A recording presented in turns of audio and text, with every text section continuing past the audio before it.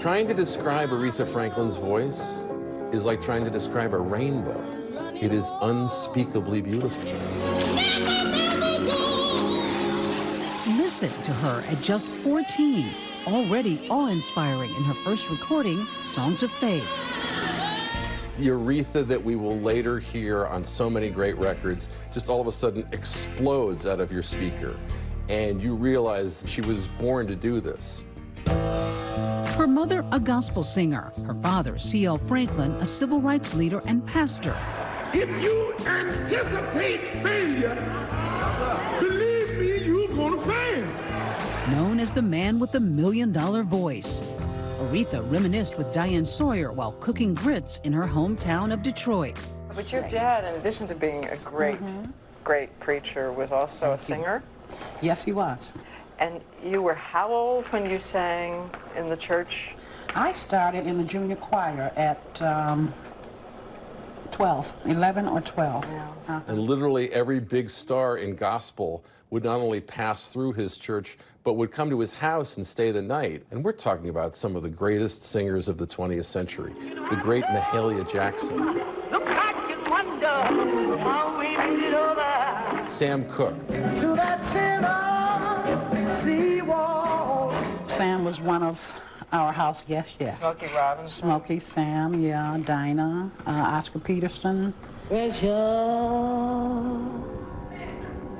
She was surrounded by the greatest talents in gospel, and people started hearing her sing. And when she sang, she was magic.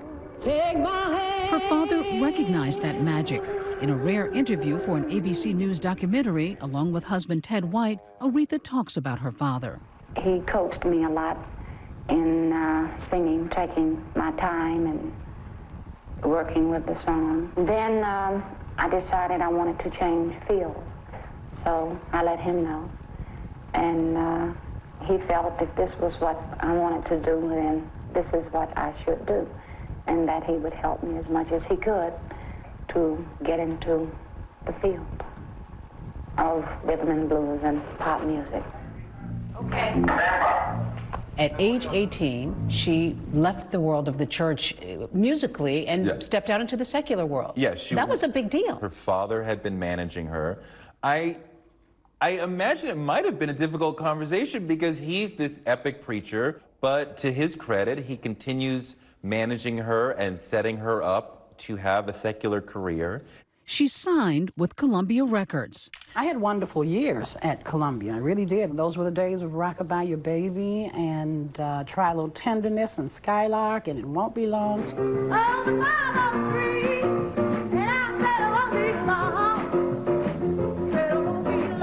It gave me a wonderful and a very firm foundation. But while she recorded 9 albums for Columbia Records, her true genius was not realized. Did Columbia just not know how to produce her? I think Columbia didn't quite get her. They had her sing old songs.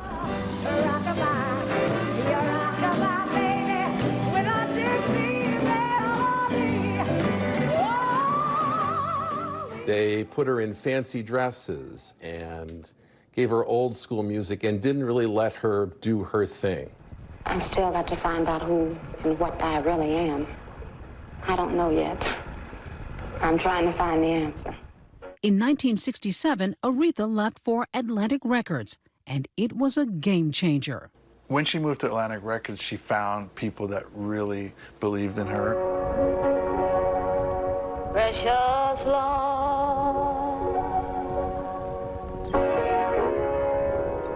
take my hand. She got a chance to really sing and craft songs that came from her heart and build songs that were coming from her piano playing.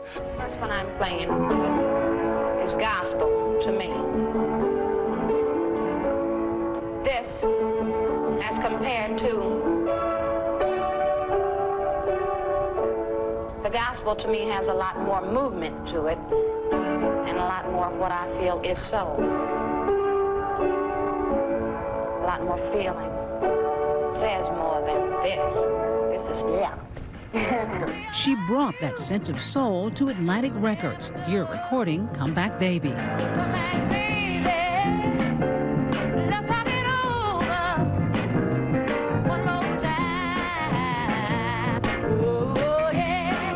It's a matter of feeling, and it's also a matter of sound.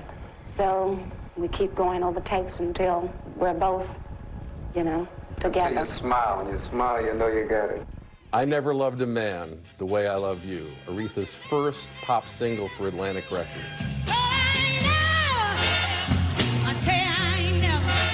That hit the radio in February of 1967, and that began to change everything. That set off a string of hit songs for Aretha, including, of course, her biggest, Respect. That was such a groundbreaking song at the time, to have an African-American female artist come out with a record like that at that time. And Aretha was actively involved in how that record sounded. The idea of spelling out the letters to respect, that's Aretha's idea. It moved to the civil rights movement. People marched to that music. People asked for respect. But I think sometimes it's easy to forget that Aretha was this vibrant young woman. She was at every party. She was at every march. She was being like this amazing black woman thrust onto American culture, and she was wearing that crown in her 20s. Back in Detroit, Aretha was beloved. In 1968, Martin Luther King Jr., a close family friend, was on hand when she was honored by the city. Therefore, I, Mayor of the City of Detroit, do hereby proclaim Friday, February the 16th as Aretha Franklin Day. Just months later, she sings at Dr. King's memorial. The beginning of a series of searing performances at pivotal moments of history. When the mood was darkest, when the sense was at its most hopeless, Aretha's voice could offer a ray of possibility, transcendence. Aretha Franklin had reached legendary status, but she was beginning to lose ground. The soul music sound that was so popular in the 60s and the early 70s starts to fade away. Hi everyone, George Stephanopoulos here. Thanks for checking out the ABC News YouTube channel. If you'd like to get more videos, show highlights, and watch live event coverage, click on the right over here to subscribe to our channel, and don't forget to download the ABC News app for breaking news alerts. Thanks for watching.